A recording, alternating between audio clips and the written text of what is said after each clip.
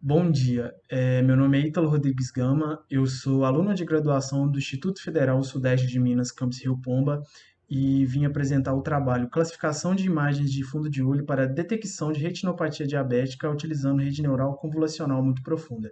Esse trabalho foi fruto da minha iniciação científica e parte do desenvolvimento do meu TCC. Eu fui orientado pela doutora Alessandra Coelho e pelo doutorando Matheus Bafa. A retinopatia diabética é uma das principais complicações relacionadas à diabetes e a principal causa de perda de visão em pessoas com a idade entre 20 e 74 anos. Além disso, após 20 anos de doença, cerca de 75% dos diabéticos apresentam algum grau de retinopatia diabética. A realização de exames de rotina em todos os pacientes diabéticos é uma necessidade não atendida. A detecção precoce é essencial para a eficiência dos tratamentos e existem exames que oftalmologistas experientes têm dificuldade para diagnosticar. O exame de fundo de olho permite a visualização das estruturas do olho. Esse exame é a melhor maneira de analisar o estado dos vasos sanguíneos sem utilizar um método invasivo. O diagnóstico da retinopatia diabética através de exames de fundo de olho é realizado a partir da observação de determinadas lesões na retina. Como podemos ver na segunda imagem, lesões como hemorragia, exudatos, microaneurismas e manchas de algodão.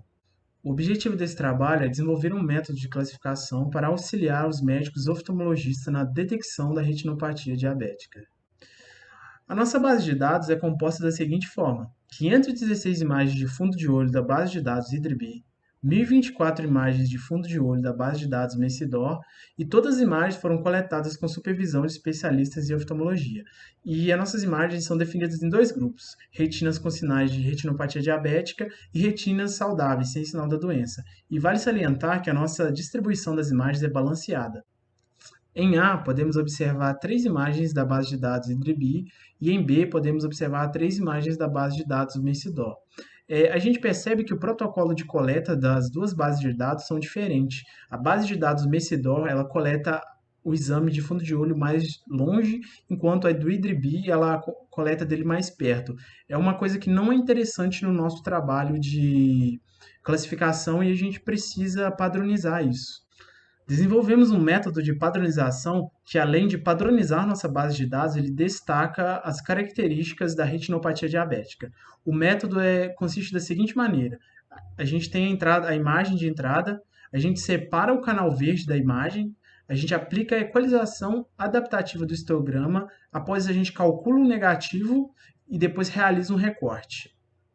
Durante o desenvolvimento do nosso trabalho, a gente percebeu que no âmbito RGB, o canal de cor verde, que é o green, ele tinha um maior destaque das características das lesões causadas pela retinopatia diabética. Por isso, a gente escolheu isolar o canal de cor verde e trabalhar com ele.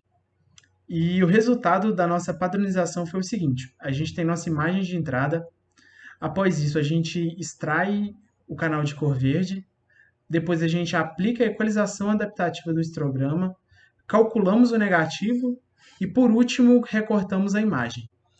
A arquitetura da rede neural desenvolvida é a seguinte: a gente tem três grupos de convolução. Cada grupo de convolução é seguido por duas camadas de convolução 2D, de 64, 128 e 256 filtros de tamanho 3x3. Após isso, é aplicado máquina spool de tamanho 2x2 e aplicado na rede neural totalmente profunda, que possui quatro camadas de 4.096 neurônios cada. Todas as camadas da rede neural totalmente profunda foram seguidas por um dropout com taxa de desligamento de 20%. A fim de avaliar o método proposto, a gente utilizou o protocolo Rollout para os experimentos, onde a gente utilizou 70% da base para treinamento e 30% da base para teste. Dessa forma, a gente treina em uma base e testa em outra. Com o método proposto, a gente conseguiu os seguintes resultados: a gente teve 84% de acurácia, 92% de LC e 79% de sensibilidade. A metodologia que nós propomos, comparado com o atual estado da arte em classificar retinopatia diabética, apresentou resultados competitivos, além de fornecer uma sequência de padronização que pode ser utilizada posteriormente por outras metodologias. Neste trabalho, foi desenvolvida uma metodologia de classificação de imagens de fundo de olho.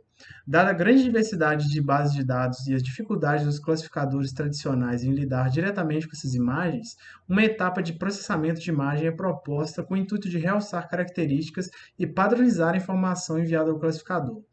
Obteve-se pela atual metodologia um modelo de classificação com satisfatória eficácia no diagnóstico de retinopatia diabética. Um agradecimento ao Grupo de Computação Aplicada do Instituto Federal Sudeste de Minas Gerais, Campus Rio Pomba, ao CNPq por ter me cedido a bolsa de iniciação científica e ao WVC. Muito obrigado. E aqui estão as referências utilizadas no trabalho.